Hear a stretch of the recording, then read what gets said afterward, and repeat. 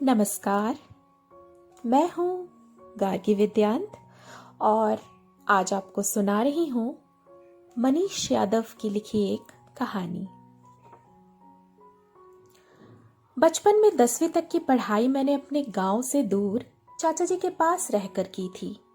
क्योंकि स्कूल चाचा जी का ही था, इसकी वजह से शुरू से ही शिक्षकों का प्यार मुझे मिला। और वैसे तो मेरे बहुत सारे दोस्त हुआ करते थे, मगर शुरू से लेकर अंत तक मेरी एक दोस्त थी जिसका नाम था श्रेया। बचपन से ही मैं उससे काफी घुला मिला था और दोस्ती भी काफी गहरी हो गई थी। अक्सर मैं उसके घर भी जाया करता था। साथ में खेलते थे, लड़ाइयां करते थे और इन सब बातों से वक्त मिले तो थोड़ी बहुत पढ़ाई भी कर लेते थे। खैर, वक्त बीतता गया और हम 10वीं क्लास में पहुंच गए। दोस्ती तो थी, मगर इतना नहीं पता था कि प्यार भी हो सकता है, क्योंकि मैंने उस तरफ कभी ध्यान ही नहीं दिया। 10वीं की परीक्षा देने के बाद परिणाम घोषित हुआ और उसके बाद एक आखिरी बार उससे मिलने गया। बातें तो बहुत सारी करनी थी, मगर पता नहीं हम दोनों को क्या हो गया था। न वो कुछ बोली और न मैं। 10वीं के बाद अपनी पढ़ाई जारी रखने के लिए मैं पटना चला आया और 2 साल तक यहीं रहकर मैंने अपनी पढ़ाई जारी रखी। इसी बीच मेरी उससे एक बार भी मुलाकात या बात कुछ भी नहीं हुई। बात तब की है जब 12वीं की परीक्षा होने वाली थी और उसके एक दिन पहले अंकल के यहाँ शादी थी और मुझे जाना था किसी भी हाल में। शादी के लिए मैं निकल तो गया और वहां पहुंचने के बाद हमेशा की तरह किसी न किसी काम में व्यस्त भी हो गया। जब कभी थोड़ी सी फुर्सत मिलती, कोई न कोई पुकार लेता और मैं फिर से कहीं चला जाता। मगर मेरे मन में बस एक ही सवाल घूम रहा था कि उससे मुलाकात कब होगी, क्योंकि शादी में वो भी आने वाली थी। घर के दूसरे माले से नीचे उतरते वक्त जैसे ही मेरी नजर उस पर पड़ी तो मेरा चेहरा एकदम से खिल उठा।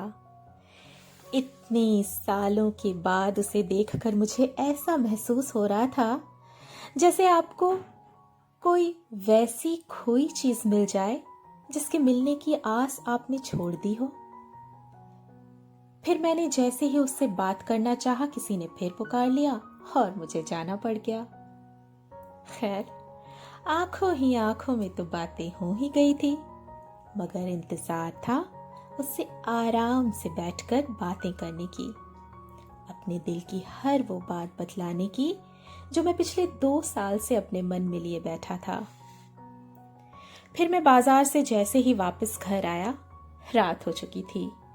चारों तरफ आवाजें, शोरगुल, भीड़ का माहौल था। फिर अचानक से किसी ने मेरा हाथ पकड़ा और एक कमरे में मुझे खींच लिया। मैंने जैसे ही उसको देखा, इतने करीब जाकर कि मेरी सांसें तेज होने लगी। मैंने पूछा, कैसी हो? उसका उत्तर था, नाराज हूं। अब मैं आराम से बैठकर उससे बात करने लगा और मुझे भी पता था कि वो भी मुझसे प्यार करती है और शायद उस दिन मैं इजहार न करता तो वो खुद मुझे अपने दिल की बात जरूर बता देती। उस दिन बहुत सारी बातें हुई, बचपन की, अपनी अपनी लक्ष्य की। इतने दिन एक भी बार फोन नहीं किया, शिकायतें की, एक भी बार मिलने नहीं आए, हमारे छोटे छोटे झगड़े भी हुए और इन्हीं सब के बीच मैंने उसे सुनाई अपनी लिखी पहली प्रेम कविता। फिर मैंने उससे कहा कि मैं तुमसे कुछ कहना चाहता हूं जो मैं बचपन से आज तक नहीं कह पाया। इतना कहते ही बाहर से एक औरत के रोने की और चिल्लाने की आवाजें आने लगी। वह उसकी मां थी। उसके दादाजी का अचानक हार्ट अटैक से देहांत हो चुका था। चारों तरफ शोक का माहौल बन चुका था। उसके बाद मैं और उसके कुछ और दोस्त मिलकर उसे और उसकी मां को लेकर उसकी घर की ओर निकल पड़े। अभी दुखी अवस्था में मेरे मन की बात कहीं इतनी दूर चली गई थी कि जहां अब मेरे अंदर हिम्मत नहीं बची थी उससे कुछ कहने की। कल सुबह मेरी परीक्षा शुरू होने वाली थी, इसीलिए मुझे वहां जल्दी से जल्दी निकलना था। जैसे तैसे रात गुजारी और सुबह वहां से निकल गया। मेरे अंदर हजारों सवाल चीख चिल्ला रहे थे, मगर मैं बिल्कुल मौन पड़ चुका था और बस इतना सोच रहा था कि ऐसा मेरे साथ ही क्यों हुआ। मैंने परीक्षा दी। अब इसके परिणाम आने के बाद इंजीनियरिंग में एडमिशन करके मैं बेंगलुरु चला गया। उस दिन के बाद से मेरी फिर उससे न बात हुई, न पता ही चला, न मैंने उससे कांटेक्ट करने की कोशिश की और न उसने मुझसे। अब वर्तमान में आते हैं। मैं एक अच्छी खासी नौकरी कर रहा हूं, ठीक ठाक कमा भी लेता हूं और साथ ही कविताएं और किताबें भी लिखता हूं। करीब 5 साल के बाद अब मेरा वापस अंकल के यहां आना हुआ। उनकी बेटी की शादी थी। पहुंचकर वहां के सभी बचपन के दोस्तों से मिला और फिर एक शाम को जब मैं घर पे बैठा था तो अंकल ने ही कहा, मनीष, श्रेया याद है ना? आज जाकर उसके घर भी काट दे आओ। अरे बहुत समय हो गया होगा ना, उससे मिल भी लेना। आखिर तुम्हारी बचपन की दोस्त जो है। मैंने सर हिलाकर हाँ में जवाब दिया। मन में बहुत सारे सवाल लिए, एक अजीब सी बेचैनी के साथ कि वो कैसी होगी, क्या कर रही होगी, या मेरी उससे मुलाकात होगी भी या नहीं। इस तरह के कई सवालों के साथ मैं थोड़ी देर बाद उसके घर के लिए निकला। मैंने अपने एक दोस्त को फोन करके बुलाया और साथ चलने को कहा। रास्ते में मैंने उससे पूछा, तुम्हें श्रेया याद है जो मेरे साथ पढ़ती थी? उसी के घर चलना है कार्ड देने।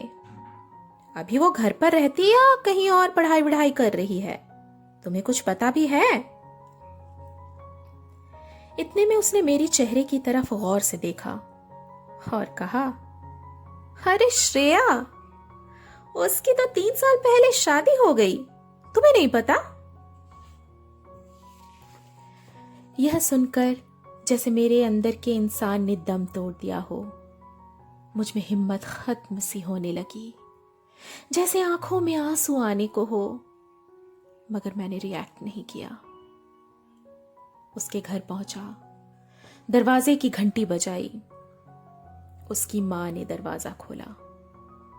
उन्होंने मुझे झट से पहचान लिया और अंदर बुलाकर बैठने कहा। कुछ देर बात करके माताजी बोली, मैं चाय बनाकर लाती हूं, तब तक तुम दोनों लड़ाकू श्रेया से मिल लेना, भेजती हूं अभी उसे। वो भी ससुराल से अभी कल ही आई है यहाँ, उसको पता चलेगा बहुत खुश होगी, इतने दिनों बाद तुम लोग जो मिलने आए हो उससे। सामने से पायल की आवाज और जैसे तेजी से किसी के आने की आहट सुन मेरे दिल की धड़कन और भी बढ़ रही थी। मन तो उदास था ही, मगर साथ साथ इतने दिनों के बाद मिलने की लालसा भी तो थी। नीली साड़ी, लाल बिंदी और एक हाथ में फोन। अरे तुम इस जन्म में ही आ गए, उसने कहा। मैं बिना कुछ उत्तर दिए आंखों में थोड़े आंसू लिए उसकी तरफ बस देखे जा रहा था। जी कर रहा था उसे लिपट कर रोने लगूं, चीखने चिल्लाने लगूं। फिर अचानक से अपने हाथों के सहारे एक छोटे बच्चे को मैंने आते देखा, जो लगातार रोए जा रहा था। यही करीब 7-8 महीने रही होगी उसकी उम्र। अचानक से उसकी मां की आवाज आती है, अरे मनीष रो रहा है श्रेया, तुम उसको गोद में क्यों नहीं ले लेती? उसकी मां ने मेरे चेहरे की तरफ देखा और कहा, अरे इसका भी नाम मनीष है, तुम मत चौंको। इसके पहले कि मैं वहां पर रोना शुरू करता, मैंने एक जबरदस्ती की मुस्कान चेहरे पर लाई और कहा, अब मैं चलता हूं, मुझे कुछ और काम भी है। और मैं अचानक से वहां से निकल गया और एक अजीब सी बेचैनी मन में हजारों सवालों से लड़ता हुआ घर वापस आ रहा था। मैं अकेला मैं।